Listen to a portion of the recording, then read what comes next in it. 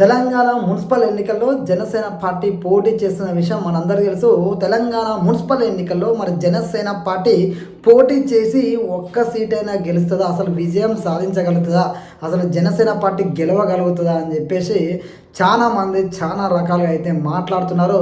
అదే విషయాన్ని మనం కూడా చర్చిద్దాము.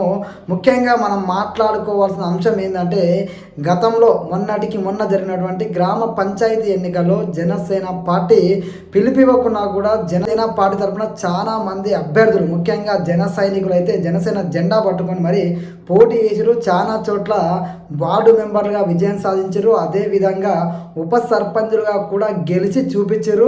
అదేవిధంగా ఒక సర్పంచ్ను కూడా జనసేన పార్టీ గెలుచుకోవడం జరిగింది.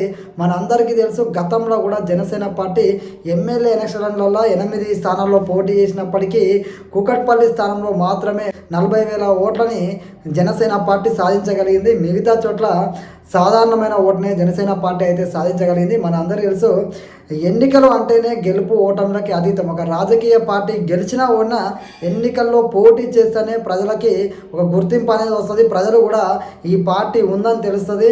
పవన్ కళ్యాణ్ గారు కూడా గత 2 పర్యాయాలు ఎన్నికల్లోకి వెళ్ళినప్పుడు మన అందరం చూసినాము. గతంలో పవన్ కళ్యాణ్ గారే స్వయంగా 2 చోట్ల పోటీ చేసి ఓడిపోయాడు. అదేవిధంగా జనసేన పార్టీ కేవలం ఒక్క సీటు మాత్రమే గెలుచుకుంది.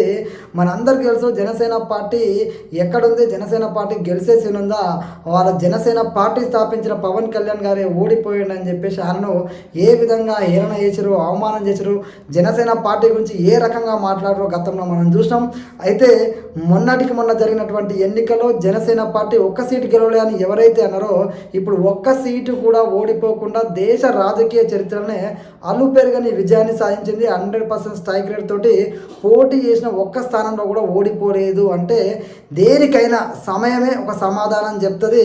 దానికి నిదర్శనమే పవన్ కళ్యాణ్ గారు జనసేన పార్టీ విజయం. మనందరికీ తెలుసు, గతంలో ఒక్క సీటు గెలవని పార్టీ ఒక్క సీటు ఓడిపోకుండా గెలిచిందంటే దానికి ఎంత సమయం ఆ పార్టీ వెయిట్ చేసింది, ఎన్ని పోరాటాలు చేసింది, ఏ విధంగా ఆ పార్టీ ఇబ్బంది పడ్డది, ఎన్ని రకాల అవమానాలు పడ్డది, అధినేత మీద ఎన్ని రకాల విమర్శలు వచ్చినాయి, ఇవన్నీ తట్టుకొని నిలబడి ఏకంగా 100% స్ట్రైక్ రేట్తో విజయం సాధించాడు. దేనికైనా టైం పడుతుంది. ఇప్పుడు తెలంగాణ మున్సిపల్ ఎన్నికల్లో కూడా జనసేన పార్టీ పోటీ చేస్తుంది. ఈ పోటీ చేయడం అనేది ఒక పెద్ద విజయంగా మనం భావించాలి. ఎందుకంటే తెలంగాణ ఎన్నికల్లో పోటీ చేస్తే ఈ రోజున ఓడిపోవచ్చు, కానీ మళ్ళీ వచ్చే ఎన్నికల వరకు జనసేన పార్టీ ఏ విధంగా ప్రభావం చూపగలుగుతుంది, ఏ విధమైన నిర్ణయాలతో ముందుకు పోతుంది, ప్రజల్లో ఇప్పుడు ఎవరైతే పోటీ చేసిన అభ్యర్థులు ఉంటారో వాళ్ళు ప్రజలకు అందుబాటులో ఉంటే మళ్ళీ వచ్చే ఎన్నికల్లో ఆయన జనసేన పార్టీ తరఫున విజయ దిందుబి మోగిస్తారు. ఖచ్చితంగా టైం అనేది సమాధానం చెప్తుంది. ఇప్పుడు కూడా ఓడిపోతుందని మనం చెప్పలేము. ఎందుకంటే అభ్యర్థుల బలాలు మనకు తెలియదు. ఆర్థికంగా ఏ విధంగా బలంగా ఉన్నారు, అంగబలం ఏ విధంగా ఉంది, ఎవరు పోటీ చేయబోతున్నారు అనే అంశం మనకు తెలియదు. కాబట్టి మనం జనసేన పార్టీ ఊరికనే తీసేయలేము. ఎందుకంటే జనసేన పార్టీ తరఫున నిలబడే అభ్యర్థులు వాళ్ళ యొక్క బలంతో పాటు పవన్ కళ్యాణ్ గారు మొన్న కొండగట్టు పర్యటన ఏదైతే ఉందో తెలంగాణ ప్రజల్లో కూడా ఆలోచనను రేకెత్తిస్తుంది. ఆంధ్రప్రదేశ్ డిప్యూటీ సీఎంగా ఉన్నా కూడా తెలంగాణలో కూడా మంచి చేయాలనే తపన పవన్ కళ్యాణ్ గారిలో ఉంది అని ఇక్కడ ప్రజలు మాట్లాడుకుంటున్నారు. ఇది ఎవరు అవునన్నా కాదన్నా ఇది నిజం. అదేవిధంగా పవన్ కళ్యాణ్ గారు ఎప్పుడైతే సనాతన ధర్మం గురించి మాట్లాడిండో దేశవ్యాప్తంగా ప్రాంతాలకు అతీతంగా పవన్ కళ్యాణ్ గారి మీద ప్రజల్లో అయితే మంచి అభిమానం, ఆదరణ అయితే ఏర్పడ్డది. అదేవిధంగా పవన్ కళ్యాణ్ గారికి ఫాలోయింగ్ ఉంది, మనందరికీ ఆయన అభిమానులు ఉన్నారు. అదేవిధంగా జనసేన పార్టీ పెట్టినప్పటి నుంచి ఎప్పుడెప్పుడు ఎన్నికల్లో పోటీ చేస్తుందా, ఎప్పుడెప్పుడు పోటీ చేద్దామని జన సైనికులు ఎన్నో రోజులు ఎదురు చూస్తారు. వాళ్ళందరి ఎదురు చూపుకు నేడు పవన్ కళ్యాణ్ గారు ఎన్నికల్లో పోటీ చేస్తున్నాం, బీజేపీతో పొత్తున్నా లేకున్నా పోటీలో ఉండడం ఖాయం అని చెప్పి ఆయన ఎప్పుడైతే చెప్పిండో దానికి అనుగుణంగానే ఈ జనసేన పార్టీకి సంబంధించిన కోఆర్డినేటర్ని నియమించడం జరిగింది. 10 జిల్లాల మీటింగ్లు పెడుతున్నారు, మున్సిపాలిటీ పరిధిలో అభ్యర్థులను ఎంపిక జరుగుతుంది, బ్యాక్గ్రౌండ్ వర్క్ బలంగా చేస్తున్నారు, గ్రౌండ్ లెవెల్లో కూడా పార్టీని బలంగా తీసుకెళ్లడానికి వ్యూహ రచనతో వెళ్ళిపోతున్నారు. రామ్ తల్లూరి గారు కూడా చెప్పడం జరిగింది, ఉన్నా లేకున్నా జనసేన పార్టీ పోటీ చేసి తీరుతుందని ఆయన ఏదైతే చెప్పిండో దానికి అనుగుణంగానే జనసేన పార్టీ తెలంగాణలో అడుగులు వేస్తుంది. ఓడుతామా గెలుతామా కాదు, జనసేన పార్టీ పోటీ చేసి తీరుతుంది. ఆ పోటీలో గెలుపు ఓటమి అనేది తర్వాత మాట్లాడుకోవచ్చు, కానీ జనసేన పార్టీ పోటీ చేయడమే పెద్ద విధంగా ప్రజలు అదేవిధంగా మేధావులు అయితే మాట్లాడుతున్నారు. జనసేన పార్టీ ఓడినా గెలిచినా ఇతర అభ్యర్థుల గెలుపు ఓటమిని డిసైడ్ చేసే విధంగా కనబడుతుంది.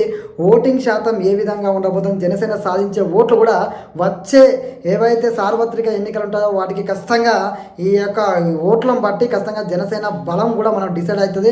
అదేవిధంగా రాను రోజుల్లో ఎంపీటీసీ జడ్పీటీసీ ఎన్నికలు కూడా ఉన్నాయి కాబట్టి కాబట్టి ఈ మున్సిపల్ ఎలక్షన్ ప్రభావం అక్కడ కూడా పడబోతుంది.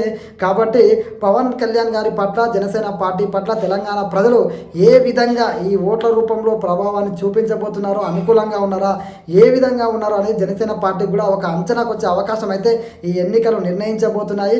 మున్సిపల్ ఎన్నికలు జనసేన పార్టీకే కాదు, తెలంగాణ రాజకీయాల్లో కూడా ఒక పెను సంచలనంగా మారబోతున్నాయి. ఒక మార్పుకైతే శ్రీకారం చుట్టబోతున్నాయి. నిజంగా జనసేన పార్టీ కనుక బలమైన ఓట్లను సాధిస్తే తెలంగాణలో కూడా రాజకీయ ప్రత్యామ్నాయం దిశగా, అదేవిధంగా ఒకరి గెలుపు ఓటమిని డిసైడ్ చేసే విధంగా ప్రజలకు మంచి చేయాలనే తపంతో పవన్ కళ్యాణ్ గారు వస్తున్నారు. కాబట్టి ఆయన ఏదైతే అనుకుంటున్నారో అది కూడా ఇక్కడ వర్కౌట్ అయ్యే అవకాశం కనబడుతుంది. కాబట్టి జనసేన పార్టీని తక్కువ అంచనా అయితే వేయలేము. ఎందుకంటే పవన్ కళ్యాణ్ గారు తీసుకునే నిర్ణయాలు అప్పటికప్పుడు ఏ విధంగా మార్పును చూపెట్టబోతాయి. గతంలో మనం ఆంధ్రప్రదేశ్లో చూసినాం, తెలంగాణలో కూడా ఆయనకు విపరీతమైన ఫ్యాన్ ఫాలోయింగ్తో పాటు ఆయన జనసేన పార్టీకి జన సైనికులు ఉన్నారు. ప్రజల్లో కూడా మంచి ఆదరణ ఉంది. అది ఎవరు అవునన్నా కాదన్నా ఇది నిజం. మీ అభిప్రాయాన్ని కూడా కామెంట్లు తెలియజేయండి. జై హింద్.